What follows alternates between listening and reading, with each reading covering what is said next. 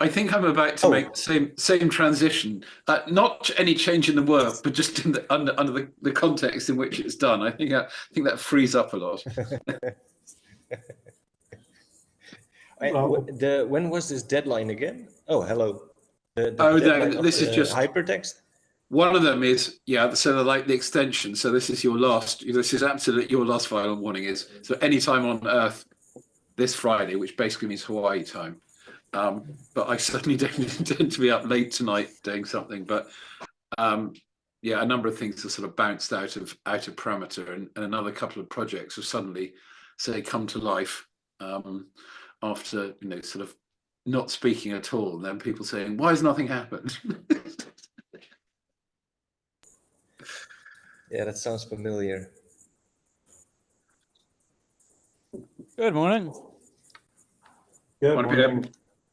I'll have to drop Hi, early Peter. today. I have a webinar at noon my time, so in an hour I'll have to switch streams. We'll probably finish early today anyway, because so many people can't make it. Deanie and Andrew, of course, and also Fabian is doing some important stuff. Maybe we'll see Brantle, so we can congratulate him on his brilliant little video. Little only in the good sense of little, not rambling on forever. So yeah, we're good. So there's one, we don't have an agenda today because it just couldn't be bothered, to be honest. But there's something I would like to get your opinion on, but there's one work item I really would like us to do today, and that is to write down together the elements in an academic paper that can be extracted from the paper with the reasoning that can then be looked at later on for what kind of use and interactions we want. We probably need to agree on what's inside, right? Maybe you can tell the why. The why. Hang on, I just got a very important email there from Edgar School. I can probably fill in a bit while Fred has to attend to that. One of the things that I suspect Fred will share us later is in a sense we're both in different ways looking at the remediation of documents.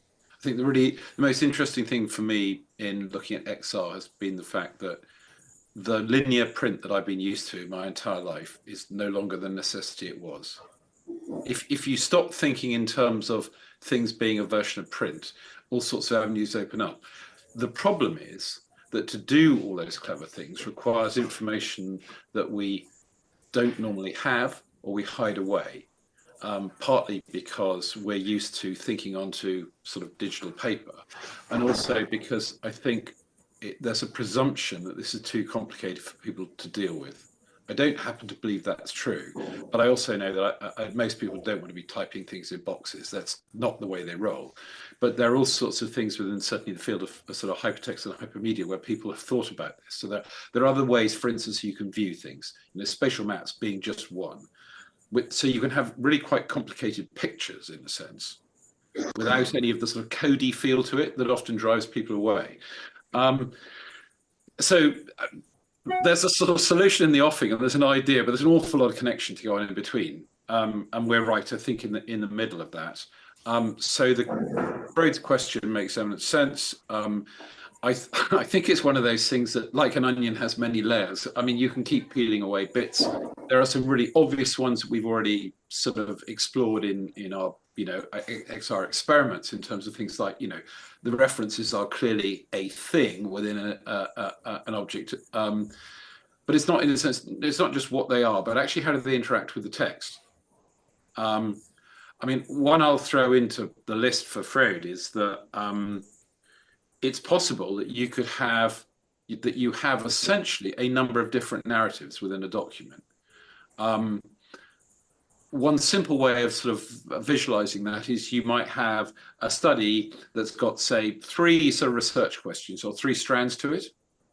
And often they will be reported in terms of their collection stage, their sort of data output stage, and their analysis stage, and then mashed together as a discussion at the end. And that is perfectly logical in the context of a standard linear document. But you might want to, for instance, just look at narrative number 2, because that's what you're interested in.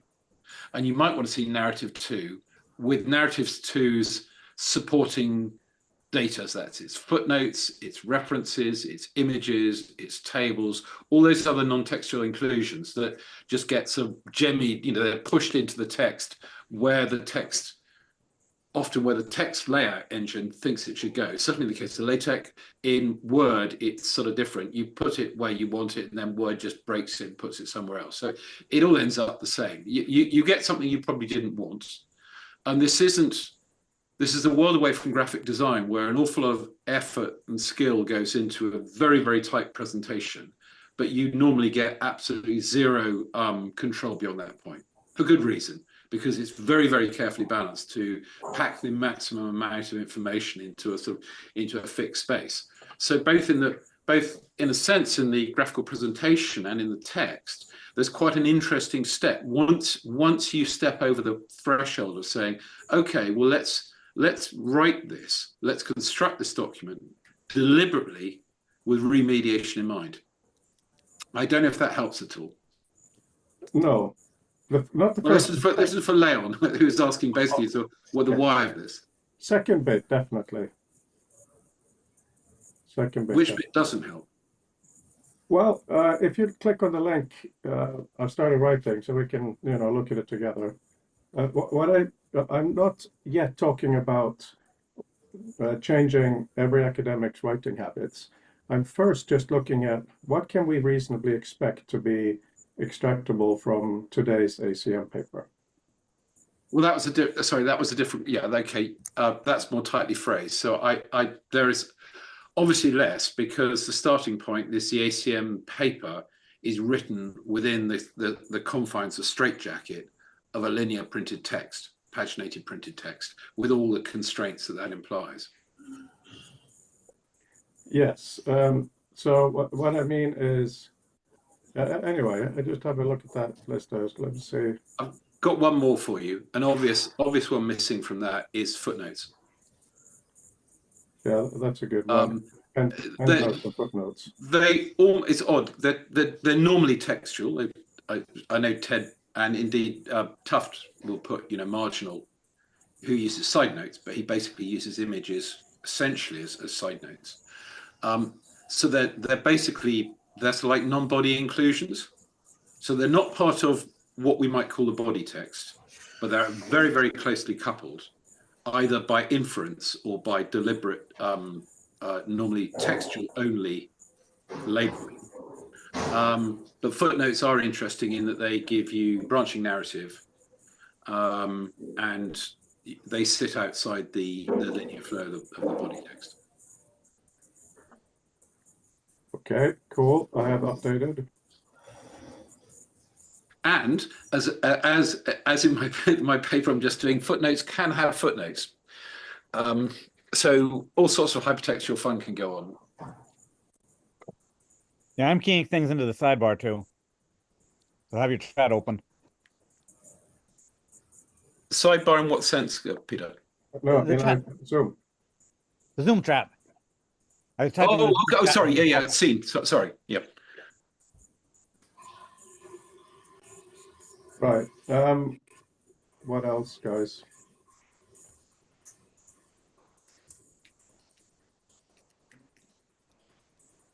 Well, the problem with the paper today is you don't get much more than that. You get headings, and the headings aren't necessarily meaningful. They probably ACM filing categories. Sorry. Those little ACM filing categories that they.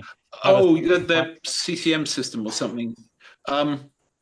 It's interesting, actually. I mean, it's a very interesting system, and basically what it does is it nests some XML into the document, which is recovered by the ACM's TAP system and can be used for library categorization and essentially more tags.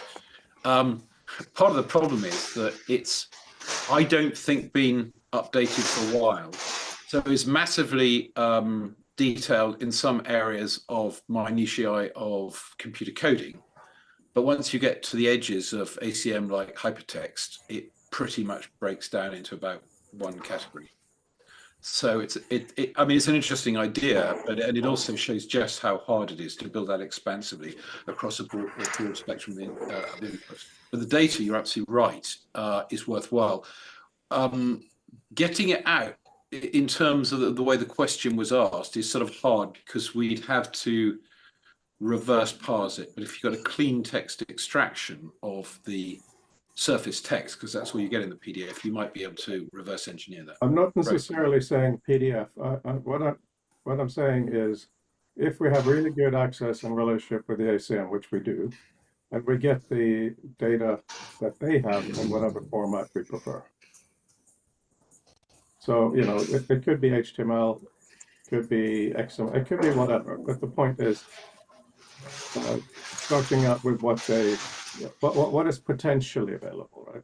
Well, there's not much else because at the I mean, this goes back to the intro I was going to now, because it's garbage is the wrong word, but you get out what you put in, and at the moment you basically put in the body text with supporting images and formulae, and that's it. The rest of it sort of has to be inferred by the reader. Well, and yet what we realize when you think to wanting to do more elegant things in XR, you just need just a little bit of hinting metadata. Now, whether that's done as visual meta or it's embodied in the document is almost neither here nor there, but it requires additional information that's absolutely there in the mind of the person writing the document. But at the moment, you know, there's no cultural heritage of capturing that in any meaningful way. So at the moment, we're slightly limited in what we can do because the authors haven't shared with us, and I'm not blaming them for that, this extra data that we might more meaningfully use. yeah.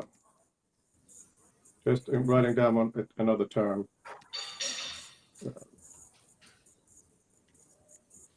Okay, because I'm about to tell the guys, Mark, what we have discussed. What you made me do. Right, okay, please reload now. Yeah, so Leon has his hand up. Hmm? Leon had his hand up. Oh, I'm sorry, Leon. I couldn't see. I was editing the paper. Please just speak in things. Yeah, I don't know if this is too vague, but might the size of a, you know, everything below a level 1 header, might that also indicate something, or is that too tricky to connect with importance? Or, I mean, if you have really tiny chapters, that might indicate that it's just, you know, some details, but if there's a bigger one, maybe that's more where the cream of the cake is, or is that a bit dangerous to assume because every paper can be different? I think that's brilliant. That's exactly the kind of thing we need. I think your latter observation is good, because when you started mentioning, I think, well, this is exactly what Les Carr, mutual supervisor in our studies to both Freud and myself, was interested in doing in a teaching context, to allow him to broadly look at the shape. So what he was, I think he was thinking it almost more in an abstract sense. You're just saying, so how much is there and roughly where is it? You're not trying to make a judgment as to how good it is and how relevant it is. You're just saying, where is the body of stuff? So those metrics can be done, and you put in, and also this thing about, you know, block level addressing, I think is, you know, it's a term that flows around, which broadly is any amount of text between two line breaks is, I think, really what we're talking about. Whether you call it a paragraph or a line, or whether you have tags around or whatever is almost moot. But that's really good for close addressing, and you may want finer addressing than that. But as I'm coming to see, the fine addressing is fine when you know what you want to address. It doesn't tell you what you would address if you only knew if you only knew it was there. So there's another side to the linkage, and that's it we don't have. But certainly doing more close addressing. So one of the things that we could certainly do is we could take a document, we could know that there are, you know, essentially X paragraphs. So we can assert block level sort of addressing if we wanted to, or block level extraction, either or blocks, you know, say heading blocks. So we take, you know, all of section 2 or all of the second headings in section 2. especially if they're numbered headings, because that sort of makes it easier. So those things are possible. Whether they have meaning is kind of hard. I don't think you can assert it's always the case, but that's not. I also would say that's no reason not to do it, because if you don't have it, you don't know what you can do with it. If that makes sense. So I'm going to share now because that's what I like to do with my life. So this is an indication of another level of this, meaning giving the user extra metadata for their own authoring, which can also be carried on to reading. So I'm writing this high resolution thinking paper, and I'm finding it really, really tough, most of the sections, bizarrely tough. And I'm wondering what my problem is. And my problem is just like, oh, by the way, I think it's your background, Liam. Could you mute when you're not talking, please? There's a lot of dishes and things. Ah, thank you. Right. Yeah, so I thought about this thing of me as the user for myself initially, being able to put in something that Mark and I are calling structural text. So if you look at this example here, and this is not the final look, but on the top, you see the word definition in gray and bold. So that's intended just for me, right? Initially. So now I can look at this heading, high resolution. Underneath that, I've got a definition that I'm talking about music, brain effort with low resolution, interaction and connections, telling me what the flow is, because I've experimented for years now with different kinds of highlights, bold, and all kinds of stuff, and it's always bad. So the notion is, when I fold the document into an outline, that is there. Because, as Mark said, headings are surprisingly useless. And in academia, we're not really allowed to use many levels. This could, if this was Bob Horn and that gang, like also Jim Strayhorn, they want to have a lot of bolds and levels and stuff. And I completely understand that. But in academia, you're just not allowed to do it.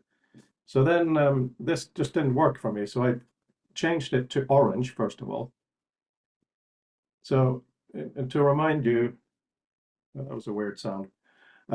Here, what I have done, as I would have done, I'm hoping to have this working in a few days. I wrote the word definition, selected it, control-click, chose mark as structure, or did a specific keyword. And here is what it looks like when the document is folded. Much more skimmable, right? So the next level of this is when this is exported to PDF or whatever, it is deleted, it is gone. But it is kept in the visual meta. So when you are reading this in Reader or other software that understands visual meta, you can choose when you see the outline to have it come back.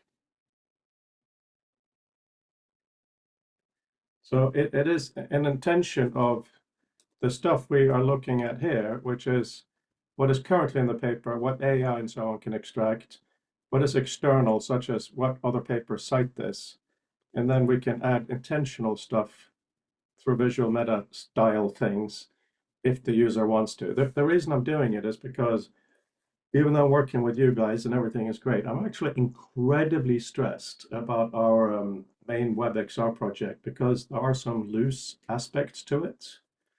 Key is what we've discussed for a while now, which is what should be shown in the space in addition to the main thing. So that's half of it. We've started that dialogue, but also if we have a fantastic authoring system, as Mark has been asking for theoretically, and I think we need to ask that, what could we actually add? Of course, we could say this is a graph, X, Y, so and so. Of course, there's some things we could do, but I'm wondering what will actually help us make reading in Excel useful. Because finally, thank you all for your patience. I don't think we can really ask people to do more work. But what we can do is help them think and maybe not throw away the bit which helped them think. Over.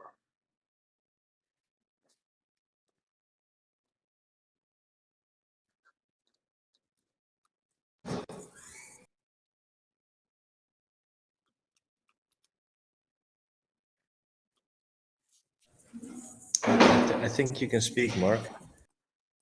Well, so Yeah. I just want to make sure somebody else can get a word in edgeways. I've got some thoughts, but I'm not in a rush. I mean, so I've already spoken a bit. I don't know. I think I see. I think I. So Leon, what do you think? Does that If make nobody sense? else, I think this is remarkably useful, and it helps also elucidate the challenge. So what you've usefully done and shown there is making more out of the sort of notion of an outline in terms of something you can collapse, as opposed to the outline as being the formal structure of the document.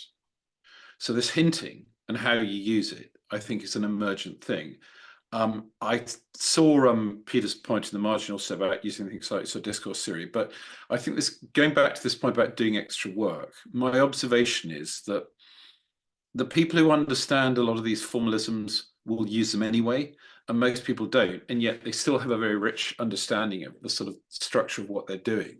So I think the challenge is to give them ways to annotate. I mean, I think it's a thing that will grow. As the tools get better, people will begin to understand what they can do. It took us 500 years to get here with print, so it's not going to happen overnight. And I know uptake of technology is very fast in things, but this isn't just about technology. The technology here will be an affordance in terms of the creative tools, but it's partly our practice. So the things that you can't easily do now, but you could in future, is the kind of thing of you might hint, maybe by some form of standoff markup, that some of the things in the document are interesting in terms, say, of dates. The danger at the moment, because we're also excited about AI, the answer is always, well, let the machine decide, and then there's well, of course you can edit it later. But I think there's a danger in doing that, because it takes a human out of the loop. Because although you can do something, we know we're lazy and we don't. So it's thinking about, well, what sort of things might you mark up if you could? And that's sort of thing I'm thinking about. So if there is essentially, say, an innate timeline, you're discussing something that's maybe an emergent thing that's happened over 30, 40 years, you might want to be able to mark some things that either have explicit dates or don't even have a date because the narrative doesn't demand it. But you might want to gloss your text with some information that would allow your XR space to show these ideas, or perhaps headings or whatever, or these metadata glosses that structural glosses you're putting in on a timeline.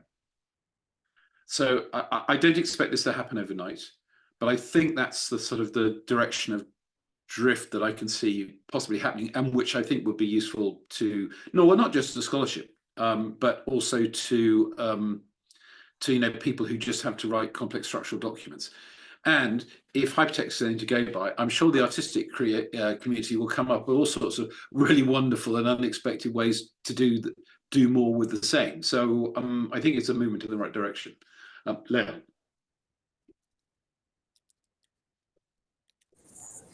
Yeah, these are really good points. I'm also thinking that when we look at this this futuretextlab.info webpage, what are the extractable elements in a paper? I wonder if Freud, when he said that, what are we going to show? I wonder if he was talking about more like these things, like which elements are we going to offer or show by default, or what kind of view? Is that maybe something what we could look at, like which elements would be like sort of like most important for any average paper? I would just be curious if Freud could tell a bit more about that. The way that I'm looking at it, and probably the reason I'm very stressed, but it's okay. It's the kind of, I'm glad I have the opportunity. So, I don't mean to complain when I say stress.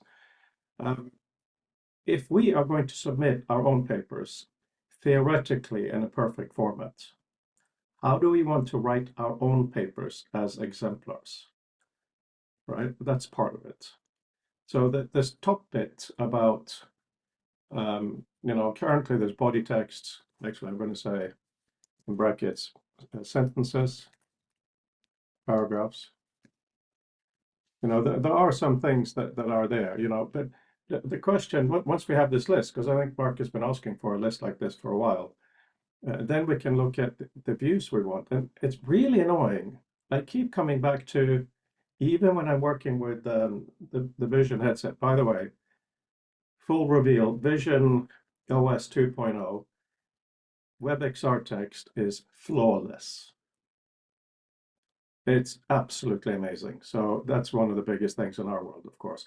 So, but even when I'm in that, I feel like, text has to face me to be really useful. Of course, text can be at an angle further away, and there are all these things we need to discuss. But most of the time, with most of the interactions, it's basically text is a column. It's made by lines. You have to have a sentence of sorts to have meaning beyond a few examples.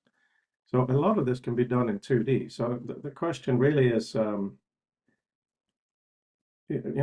do we want this pop-up book to appear? We got to know what can pop. So it's a lot of things coming together. What is available? What can we add with our own stuff? And what can we reasonably expect a user to add? And how can we then have an interaction with it?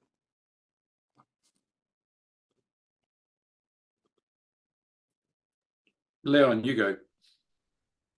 Oh yeah, very short thought. I was thinking that maybe maybe we can use messiness as a criteria, like whatever is messy or quickly gets messy in 2D, maybe we can take, I don't know, like I'm looking at maybe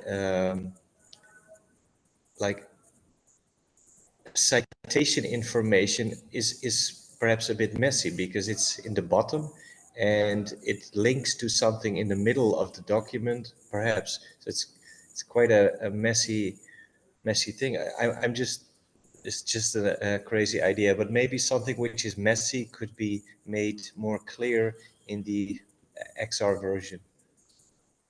Can you? It seems reasonable what you're saying, but could you explain more what you mean by messy and what you mean by making more clear?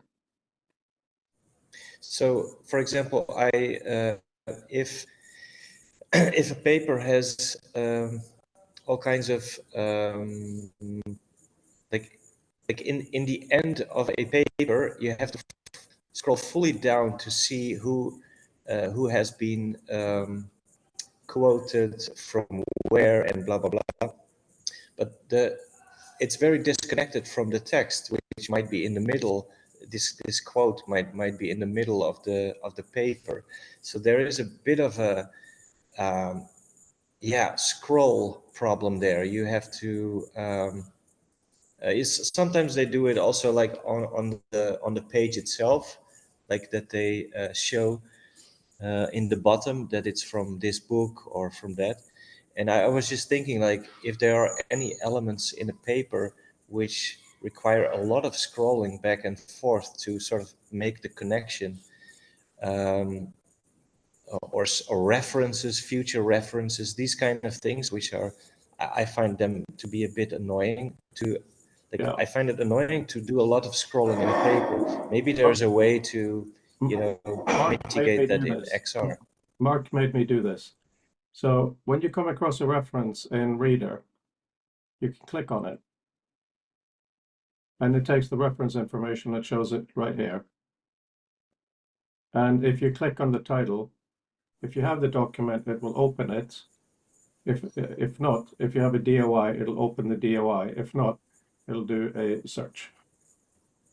So absolutely, that is very useful.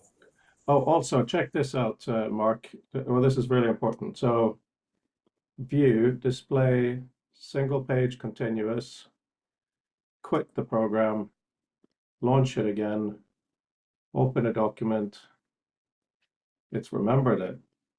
I'll just butt in to say thank you, because not working in that mode really screws up my reading. So that's very kind of you, Fred. No problem. It also remembers zoom level, which is a bit weird, but whatever. Yeah, so Leon, that was to say, I agree with bringing things together so you don't need to scroll very much, being absolutely useful.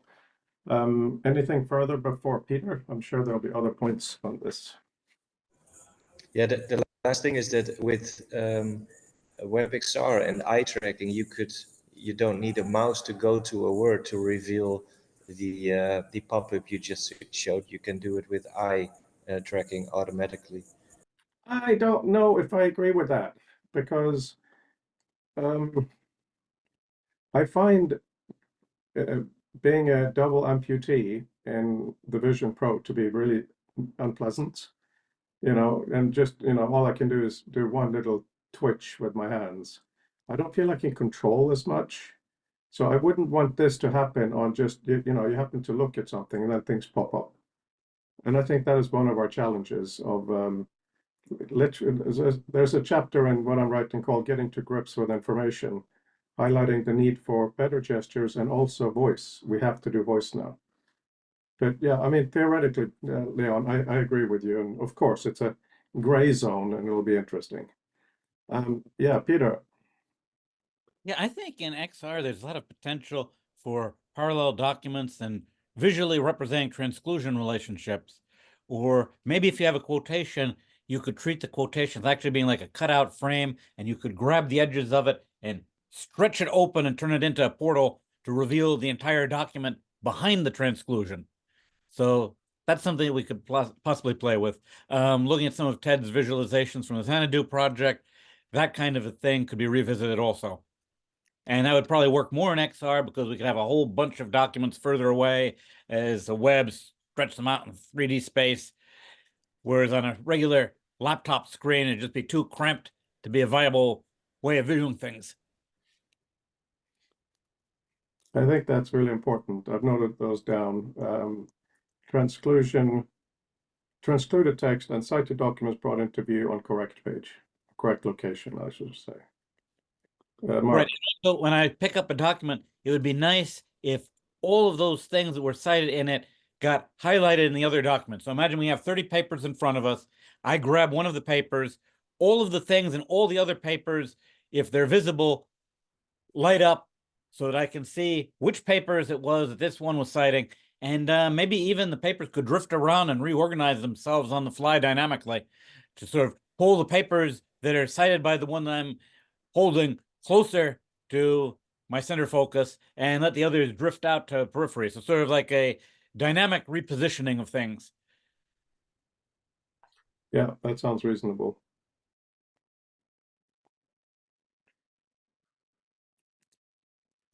Mark, you have your hand up. Yep. Yes, interesting. I was just one of the things that I was thinking of this comment about, well, is this any more exciting in sort of VR and XR? I think funnily enough, the sort of a gentle use of sort of perspective and decomposition works better in a more than 2D space. So you can do it. You can expand outlines and things, and you can explode a graph out and sort of expand children things in a graph in 2D. I think it just feels more natural, potentially more natural in XR, or more to the point in AR, as opposed to a completely sort of holodeck-like visualization. But the point being that it's not necessary. It's not the completely 3D. It isn't the issue. I think it's being able to work better with our sense of vision. So if we say decompose something and we put the bit slightly behind, we have, I think, that has a natural echo for us in terms of our vision, which is our strongest sense of looking at things. And your point was one made earlier about, well, the text has got to be somewhere, and then you end up with text everywhere. But I think the experience, and I know I've said this before, but the experience of working with maps as it happens in Tinbox for so many years, is that the way you get around that is you just begin to use abstraction in the sense that less becomes more. So whereas the thing in front of you maybe it was a paragraph of text, now it's an orange dot, but you know that because you decided that thing would become that thing, and you know that. And as long as you don't for most people, as long as you don't force them to understand all the science and stuff behind the curtain that makes that happen, they're happy because they get that bit. And that's what I've seen people doing, making quite complex abstract maps. This being done by people who, if you ask them directly, would be very, very angry because they would say, no, they don't understand or like abstraction at all. So it's partly in the labeling. But I think my observation is that actually we generally are sort of quite happy with that. And we have a natural sense of being able to reduce the amount of input. Because, of course, the text in front of you is readable. The text over there is probably not very readable, but it's you're being told by your eyes it's text. So you try to do what you do with text, which is to read it, which you can't do because it's the wrong size.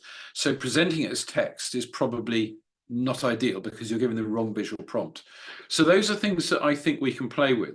In terms of the document, something that I think we could, in experimental terms, we could do more deliberately, even if we did it as a, we literally just assembled all the bits just to get the endpoint, is to essentially view a bit of a paper and see all its contingent information described by it, without worrying too much about how we did it, because part of the lesson is to say, okay, well, how would I have got here? Could I have got here just using what's available? Probably not. Therefore, what extra information is needed, whether that's, say, in visual media in a legacy document, or whether in a truly modern digital document, it would just be authored right into the document itself. Is that sort of 6 and 2 3s really, because we have a different problem with legacy documents than we will in future documents. But yeah, so there's an exploration to have as to what actually is needed for the XR space to meaningfully do the things that we can imagine in a flat. For instance, with a reference, it's working out how much is useful to have. So as I put it in the sidebar, well, if you say with a book, it's like music, album covers. I work my way around my music library by album covers, even if some of them are wrong. But I've now learned that picture is that music, and that's without that, I'm pretty much lost. And books are rather the same way. Maybe not for everyone, but a sort of thing is, so if you have that, and even if it's an ebook, if you could show the cover, so you're looking at that and you're saying, oh, right, yeah, you'll just see that picture in your periphery. And now you don't need to see all the text. You know immediately what it is. So there are all sorts of clever things that we can try. I say try because I don't have a fixed view as to what will work until we've essentially seen it, because we're talking about a visual display space. So there's an awful lot of work just to make the thing appear and look right, but that's what we're shooting for, Fred. So I think that's really important. 3 things. Number one, many years ago, I had a notion when you export from author, you could define a cover page that would look different depending on the kind of document, like your thesis would look different than notes and so on. So you would at least have a framing. Inside the framing, you could do something else. I'm a visual person, so I would love to have a photograph, let's say, document from our last Hypertext conference in Rome. If I have a picture of something there, I instantly will know. And then Apple's announcements, one of the things they have is generative emojis and images.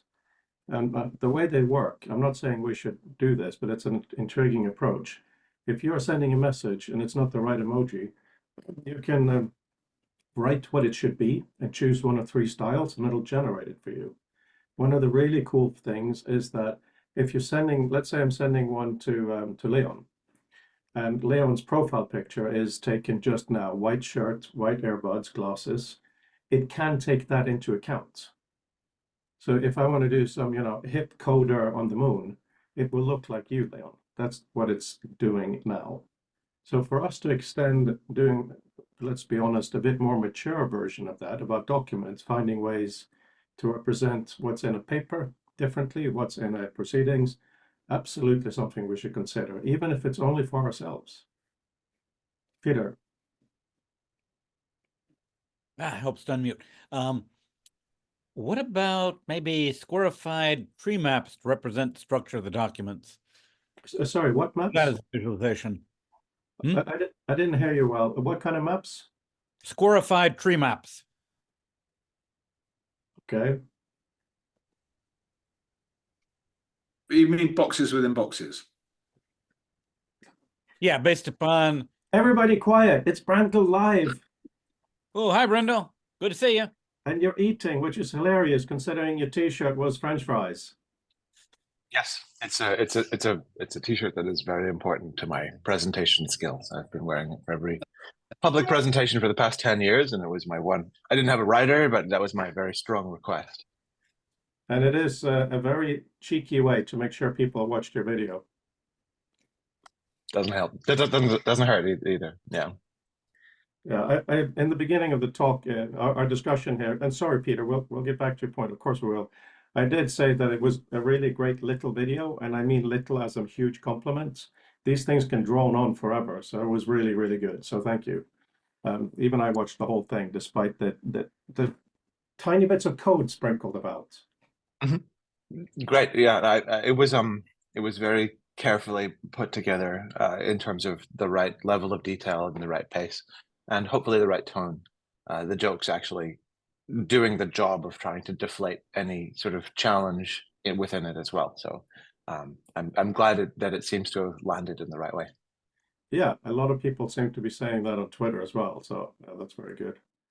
And oh yeah, could you put in a link to the video, Brandl, please? And also the Vision OS 2.0, the rendering in WebXR is tack sharp. Wow. I knew you kind of hinted with some smiles before, but you didn't say anything, but it was like that glint in your eye, like it won't be horrible forever. You know, it's like, is he just in a good mood or is it actually going to happen? That was my interpretation. I don't know. Anyway, here it is. Right. Well, no. So, I mean, the point of that is that there is a big difference on the internet between things that are supplied as developer betas or experimental features and things that people stand by enough to the point where they are on by default. It was not merely a sort of a sophistry on Apple's part to say that this is a developer preview. We don't guarantee, like, we think you'll get some value from seeing this, but this is not what we want it to be, you know. And yeah. That's good. Good. Right. We're in the middle of going through a list here. I'm going to send you the link, Brandl. And Peter, sorry for the interruption. I just got a bit excited. Please go on. Well, basically, the squarified tree maps try to constrain the representation to keep roughly a 1-to-1 aspect ratio. Do you have an And, image of Ben that? Snyderman's group had a paper on it. So there's actually like a HCLI paper, and I don't remember the number offhand. I'll try to find a link for it and drop in the chat for squarified tree maps that describes the algorithm they used. Thank you. Do I assume that the point that Peter's obliquely getting at is in a tree map, everything has the relative amount of space in the map according to whatever parameter you've chosen, which might be the number of words in a document or whatever. But they're then all tessellated very carefully to fit into the overall rectangle, which means some of them end up long and thin. So if I understand you correctly, what you're really saying is, so the squarified version tweaks that. Right, avoids the real long and thin ones and tries to make them. Yeah. Okay. Thanks. That's most useful. At each level, you know, it tries to. We would, of course, need to decide on. Yeah, no, I put the link there. What should be in these things? You know, that's obviously key. What should be in the maps or other views? So yeah, good fun.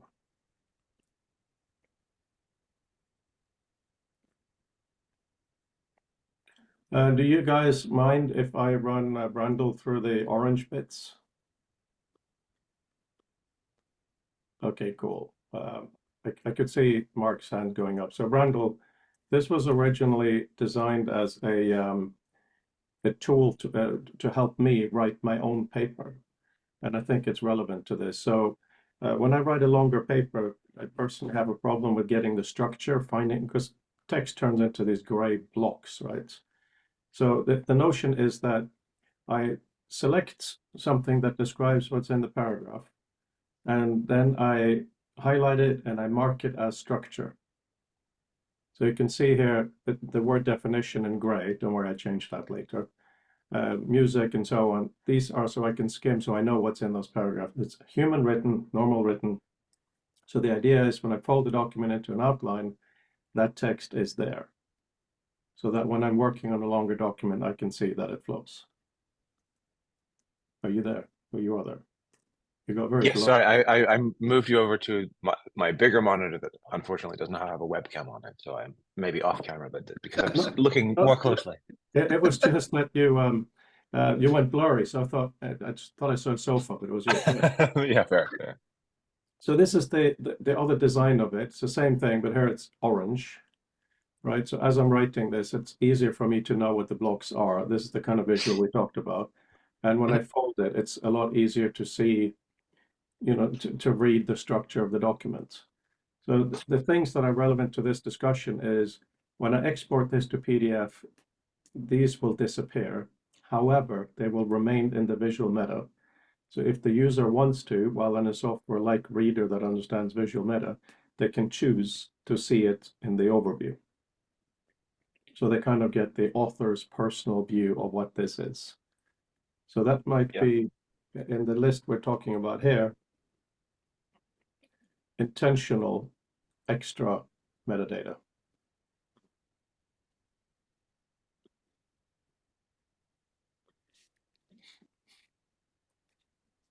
So yeah, we're just looking at, I don't think we can ask authors to really add work to their papers, but if something actually helps them write and we can retain that, maybe that'll have some value. Right. Well, I mean, presumably most people saw the Apple keynote yesterday. I think there's there's going to be an increasingly gray area between the kind of data that an author would elect to insert into something and a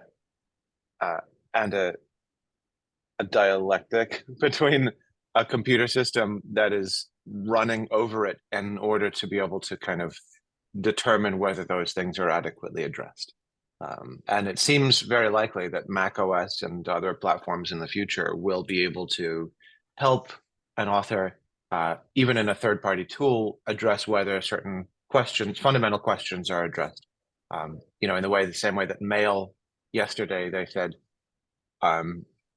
it would help you respond to an email with a clear question with whether you have answered the question, for example, which would be, just wonderful for email communications.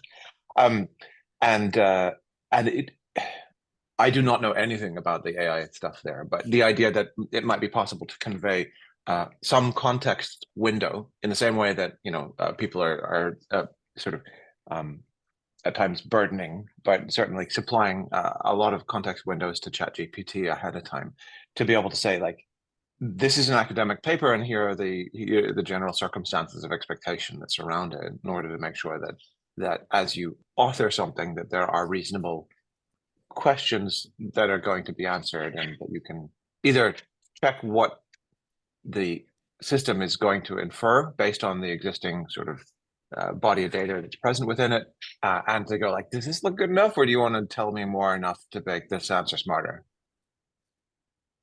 Yeah, hang on, I just messed up something here because I added something for Mark and it screwed up my whole world. Yeah, I mean, there is the question of how AI will fit in writing, and I'm absolutely not an AI hater or anything like that. But I do think that for an academic writing, whether you're a student or a senior academic, you need to somehow show that you've done a bit of thinking.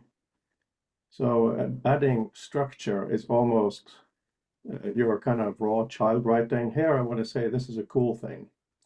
And then the official bit is blah, blah, blah, blah, blah, which may have been partly AI. For the sake of this, I don't care.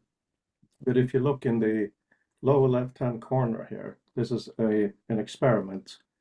So the top left-hand corner is for you guys, right? I'm going to share this document soon. Here's a normal abstract.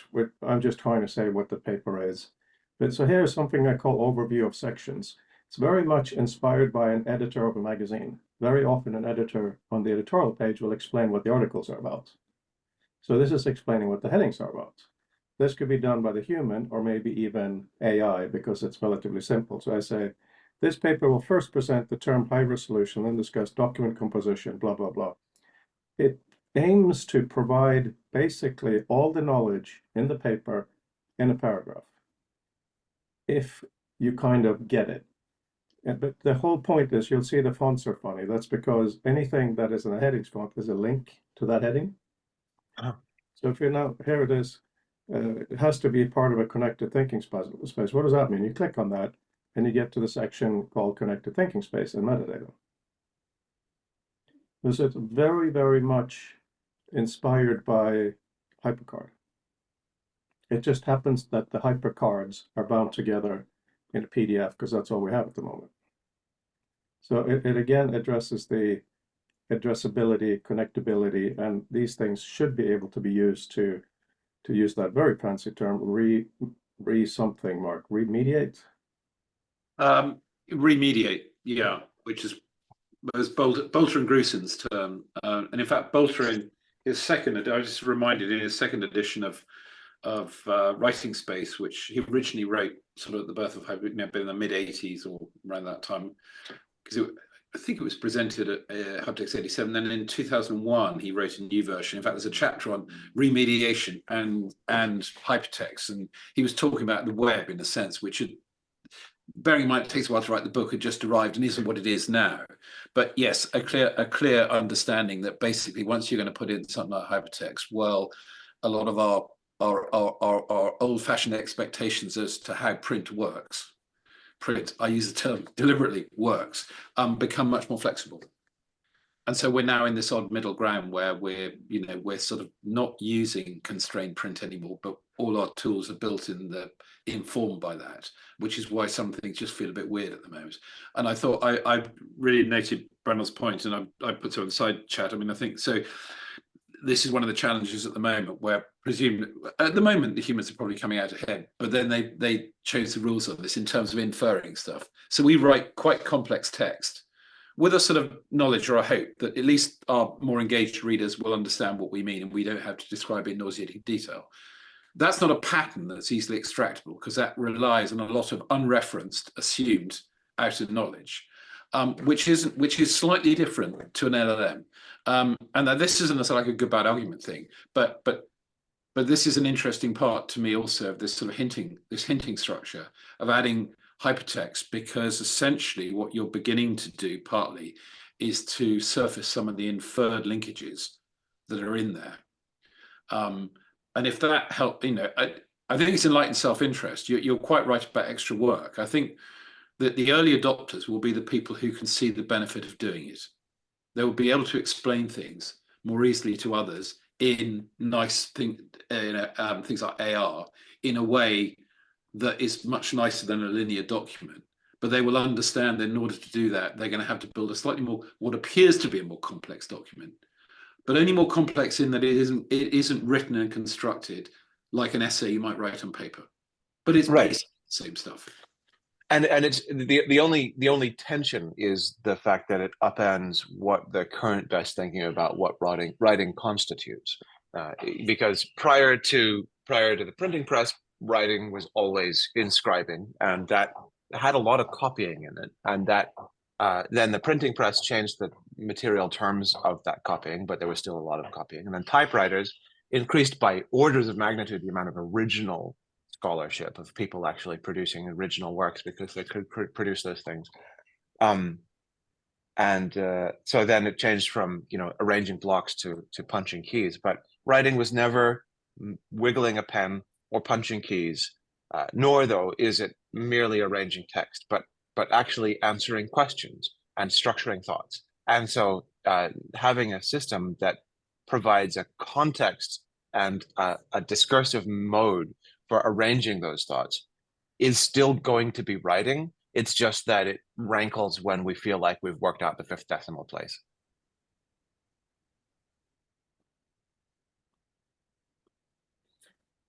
Yes, from a philosophical point of view, and I'm excited now that we get to try it. And as I said to the rest of the guys, I'm extremely stressed by this, but don't worry, it's a good work stress because there's so many things mentally colliding, obviously, and it always comes back to lots of things in space in an organized manner, because so much of this can be done on a nice, super expensive Apple 27-inch screen. You know, when it comes to normal reading and writing, most of it can be done there. And I think that'll always be the case. You know, okay, feel like, you know, this kind of, because the fact that we can put something over there, you know, we have to move our head to find it. You know, there are all these constraints that come up. The last 3 days, I've been using the Vision only when I go into town, so I don't have recourse to anything else. And it's just amazing to actually feel it, you know, rather than just, yeah. So what I'm trying to say is we need to build an initial view of the proceedings, what should be in the space. One thing that I think Mark and I are beginning to settle is the discussion of, if we have the word Mark Bernstein as just a single entity in space, does it matter if Mark Bernstein, if that text come from the user's list of keywords or if it came from the corpus? I think it matters a lot, even though of course it can be both at times, because if I have Mark Bernstein floating in space, I have the proceedings, if he hasn't authored any documents this time, he may very well have been referred to. So selecting him, should that point to the papers that refer to him? Okay, sorry to break in. I dropped a link to a 3D WebXR representation of tree maps extended to a third dimension, and I have to switch streams now to the Foresight talk that I'm going to. So I'll see you all on Monday. But Peter, before you go, 5 Thank you, Peter. seconds. Please think of what kind of information these shapes should show. Will do. Thank Okay, you. bye-bye. See you Monday. Yeah, see you Monday. Thanks, Peter. Those are cool references. So in the way that I've been writing it so far is stuff that is from the document, either document proceedings or individuals, should somehow be pulled out of those. Stuff that we already have in our workspace of things should look a little bit different. So that, you know, imagine someone puts on their thinking hat, goes into this, we have built the default room for them. We need to decide on what should be, what kind of keywords should be there, what kind of agents and all of that stuff. So that's why it's nice to start writing these list bits. Yeah. Well, one of the things that the AI stuff, you know, you're talking about Mark Bernstein, you're talking about sort of constructing a reference chain. And right now in all, you know, major reasonable browsers, you select a piece of text, you can search with it. And that's effectively the same as saying, imagine there was a link here with this context window. What would that show me? And, you know, one of the things that I think that the Apple Intelligence demonstration was proof positive of is that that's a constructive model to carry forward, that we have the ability to construct context windows that can kind of exist on their own in reference to the body that they came from, as well as what we want to bring to them in order to navigate an information space for our purposes, with our needs, with our awareness. And so, you know, as you were saying, like writing can be done on a laptop today, but that also depends on what reading is. And if reading is the thing where you click, drag, right click, and then search with it, or copy paste it into a thing, and then add some addenda or some clarifying information, and then search. That's a new writing. That's a new reading that needs to be accompanied by a new writing as well. And so the specific election of creating links is something that I think has been a kind of hypertext. ICM hypertext has been aware of its significance, but a lot of other people have kind of been sleeping on it in terms of how significant it is as an action, to be able to say, this is the linear flow of the text, here's a jump out, and a lot of people grapple with it. But it means that there is a much softer boundary between the linkness of any given token that's present in the corpus of your text, and I don't know. I think that there are a lot of flow-on consequences of it that it's going to take some real time for us to kind of reconcile and make the best use of.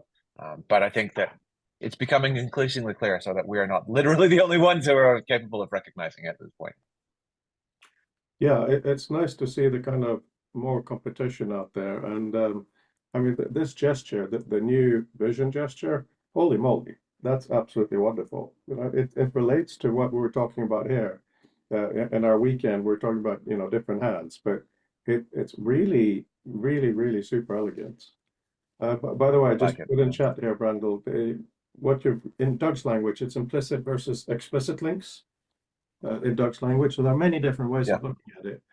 Um, and one of the things we need to decide on is even now in our space, should we try to have LLMs in there doing things, you know, based on the corpus? I mean, we could probably scrape a lot of hypertext early papers or even get permission to use all of them for this academic purpose. And have things like an appearance of 1987, you know, the first one, you know, analyzed to whatever degree. So when you're reading something, it can show connections even to that topically and so on. Anyway, Mark, you have your hand up. I'm sorry. Yeah, no, I was just reacting. I thought it was interesting the way, and I didn't, I was just deliberate, the way Brandel just characterized when he was talking about, you know, these sort of tokens and things, which I know is in a sense quite, you might say quite contemporary language for sort of keywords. But I think it's interesting because it actually helps address this whole thing about both the implicit explicit balance and for the human actor in the thing, the unseen trust levels applied to it.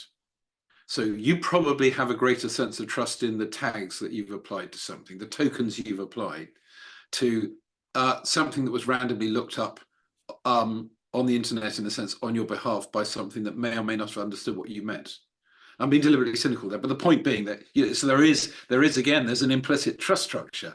So it isn't so complicated, and I think it is very right to sort of, as you said, bound this by saying, you know, there is a cultural challenge in this to use this. This isn't just you're going to sort of download this app, do this, and suddenly mind blown, this is going to make sense. I don't think it will. I think there's quite a bit of learning to go on to make it really work. I think a place where it can have tractability from the get-go is going to be possibly things like academic documents, but then you've got an awful lot of problem because there are a lot of people trying to make a living by just publishing, you know, which means that all the other human fallibilities come into play as well. So how the hell do you get, you know, people gaming this thing? So you have to consider that.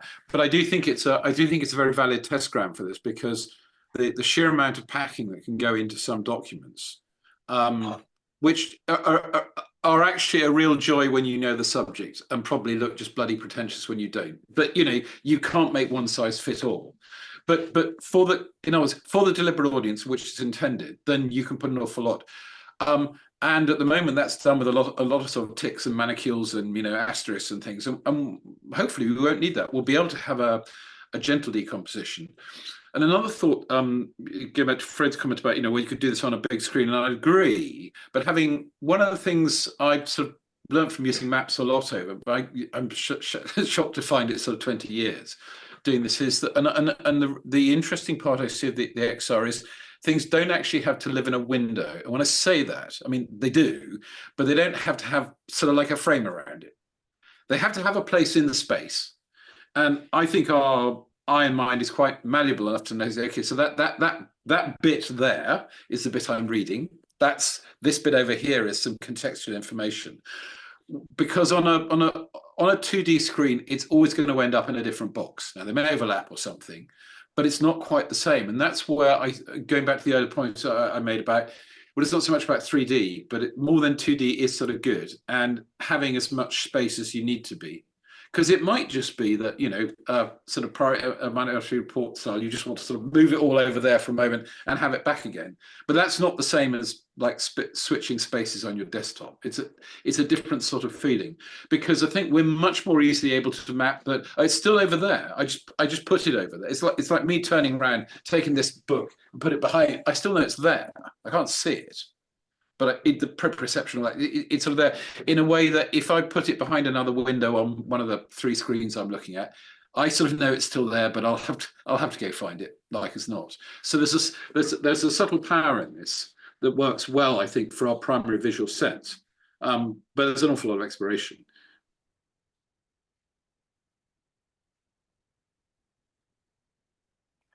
Yeah, so we do need to build or mock up some kind of initial space, right, with all these ideas. Just to kind of back to practicality, so to speak. Well, it is one exploration to look at. I mean, thinking in terms of the sort of research exploratory side of this, and what the XR exercise we're doing is to start unpicking the implicit explicit boundary. Because to a certain extent, when we say, well, what are the things that we can look for? Well, what we actually get are the explicit things. And that's not to be trite. I mean, well, why wouldn't you not notice the explicit things? What's sort of harder, because they are actually implicit and they're not there, is to find almost the token that describes that thing, the relationship between this and that. And the example I keep coming back to is probably a part of the text that might be a number of non-contiguous sections of text that relate, say, to one of several research questions in a paper. So they all fit together. They run across various sections of the paper. They have a number of non-textual inclusions, which may be formulae, there may be graphs, there may be tables, whatever. There will be possibly footnotes, side notes, end notes, call them what you will, and there will also be references.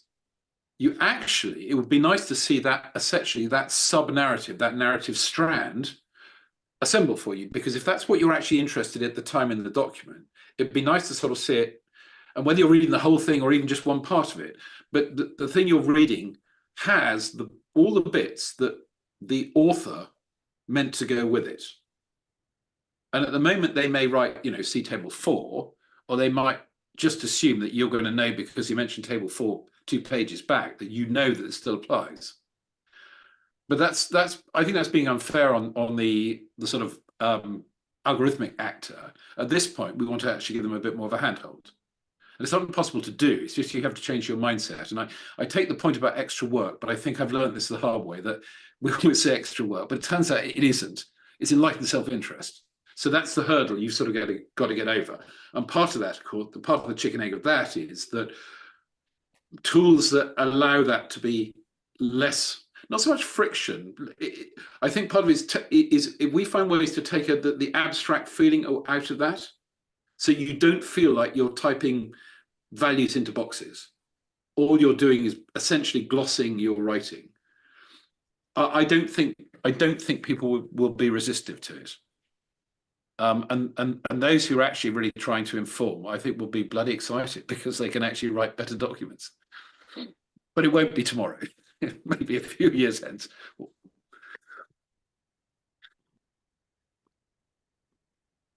Yeah. So on this list, any other suggestions or edits?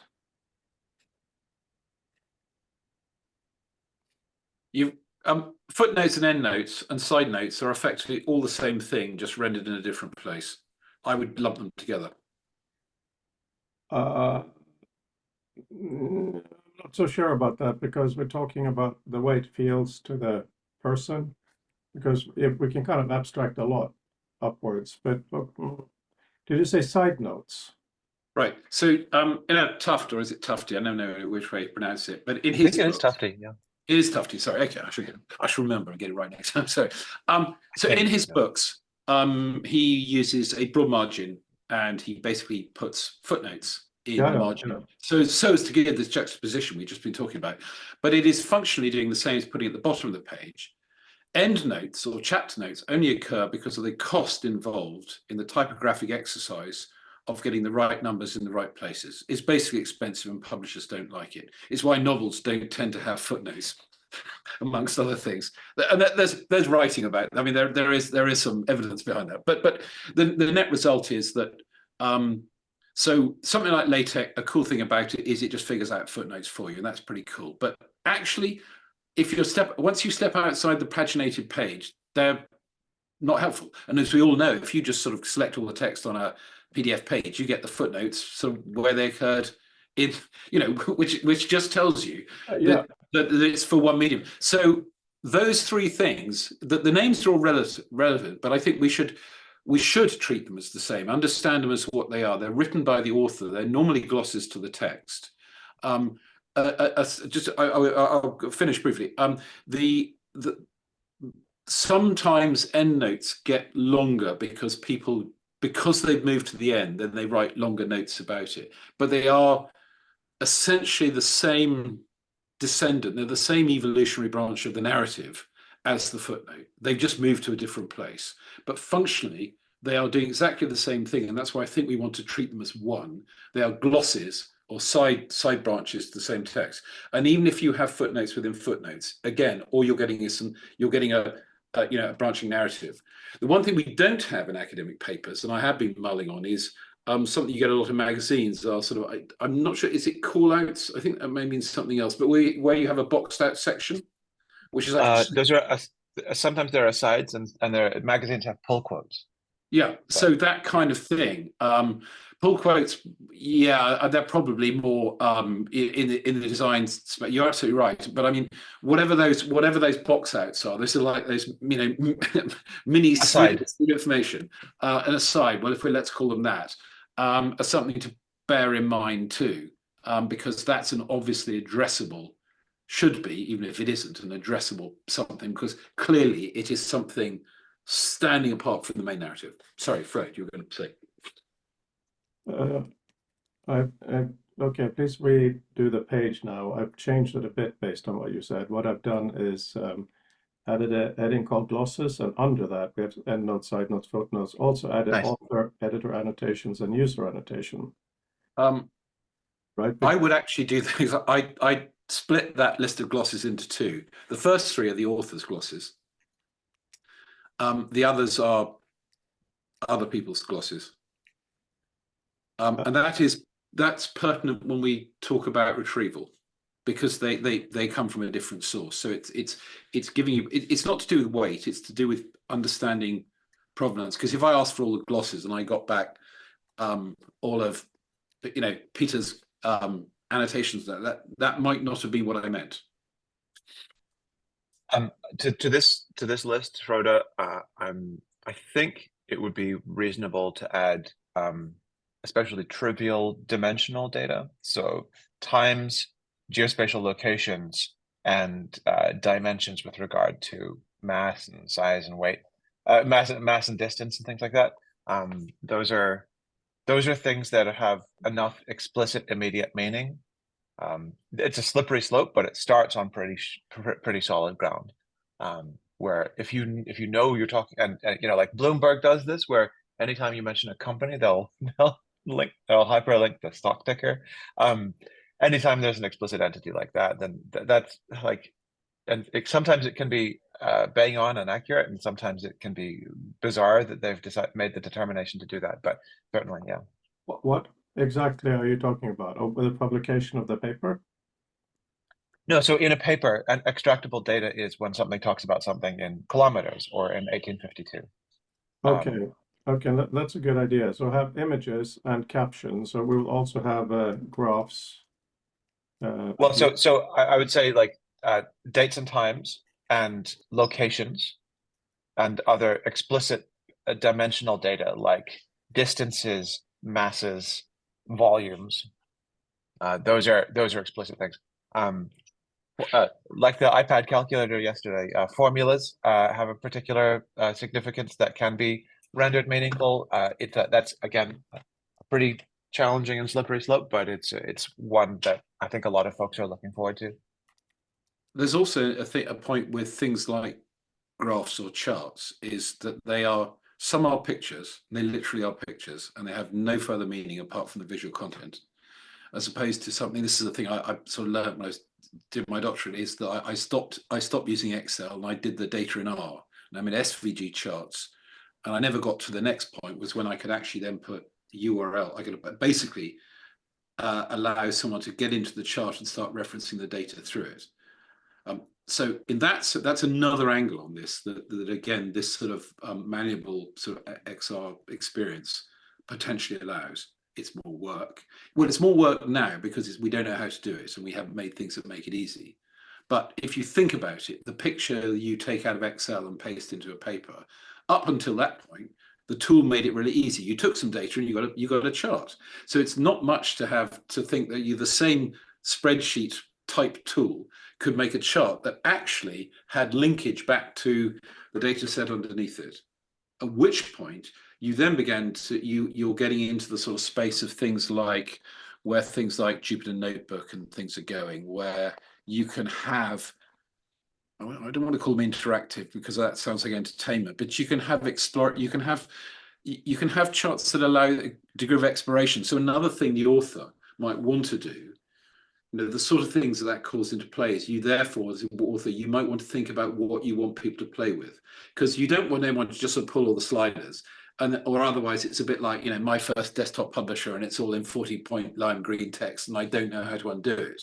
It's more about somebody might want to just see whether this factor, how it relates if you alter some of the primary parts, and that can be done if the data is linked. It's probably often too big to put the data in the document, but if the data can be dereferenced through the metadata in the document, regardless of whether it's in visual meta, because it's got to be accessible in the display space, then I think, yeah, I'm sorry, that's why I'm beginning to draw quite a distinction between a chart that is a picture and a chart that is an actual chart. Yeah, I absolutely agree. I've updated to include that.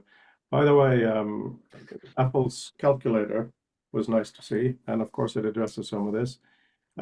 There's a lot of Brett Victor accolades around that, but I think probably Will Thimbleby at Apple had a lot to do with that one. I saw him demo this when I was an MSc student 10 years ago. A lot of it, where you do the handwriting and it does the maths for you. But I think the level of polish that has gone into the Apple solution is breathtaking. And it stressed me out like mad yesterday, double normal stress, because finally we have real competition. People are doing amazing things with numbers. They should be able to do it with all the text. Indeed, it's a good time to be playing on the fringes like this. I just realized I'm late for something that is probably pretty important for me to get to, so I'm going to boost. But this has been really interesting and really exciting to hear that this is still ahead, and but that enough things are shaping up around it that it might actually provide us some support in the community here and what we're doing.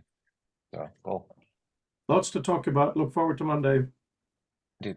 Yeah. Bye. Yeah, let's go on a bit longer. So if you reload the page, I think I've reflected what has been said. Oh, there's one little glitch there.